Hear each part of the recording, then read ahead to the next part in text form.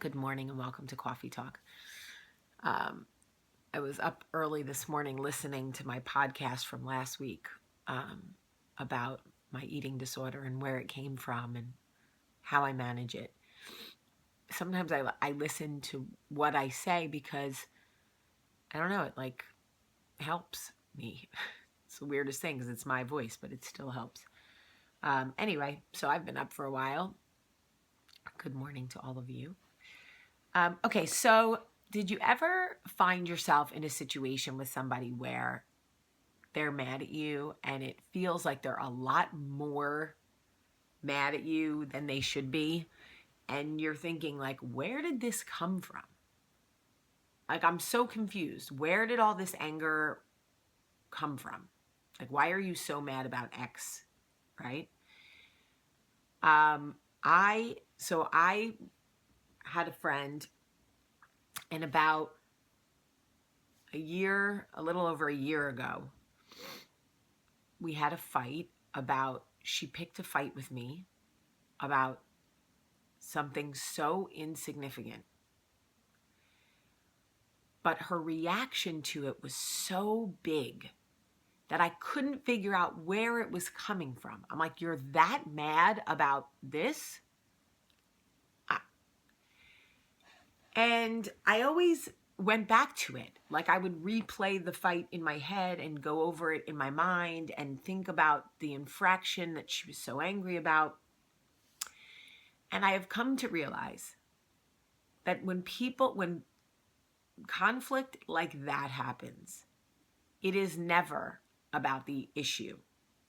It is about deep-rooted underlying issues that trigger that kind of anger. So many times when we have a conflict with someone or a fight with somebody, the issue is the jumping off point. The like, you didn't text me back or you said whatever. But the truth is, the real issue goes way back. It's the things that we don't say, the things that we swallow, the things we put up with, the things we tolerate. And then when we finally break, it's typically over something so small. And it's the deeper seated issue behind it that we need to force ourselves to address so that healing and or separation or forgiveness, whatever direction we're going in, can actually happen. I'm going to give you an example from my own life. For those of you who read the article that I wrote for Yahoo Parenting about my marriage, this is my struggle in my marriage. My struggle, we have one big one. Everybody, I'm sure, has their one thing, or maybe not. Maybe it's just us. It is Michael's nature to put his children first before me, before our marriage. So we struggle with that. On Sunday, when we were at church, and the priest said, "Let us offer each other the sign of peace," Michael immediately turned away from me to hug his son and kiss his son. Now, some of you may be thinking, what's the big deal? It's his kid. And you know what? You won't get it.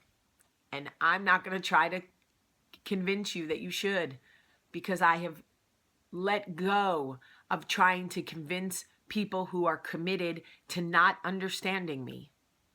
But for those of you who think you might be able to get it, or for those of you who get it,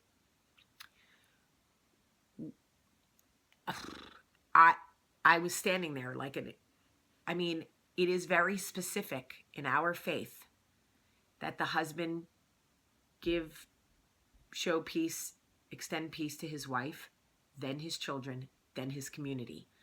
I am the afterthought. Every time.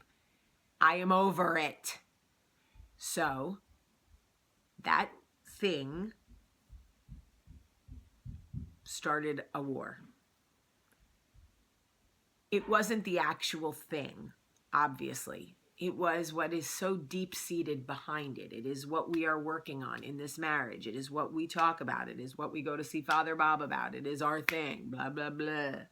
I'm so tired of talking about the same thing. This is typically what is happening in our relationships and our friendships.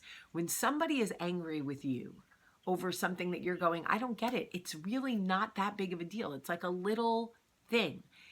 That is not the issue. There is a much bigger, deep-seated issue going on behind that. So you have two choices. You can either walk away, or you can try to work through the real issues to repair the relationship.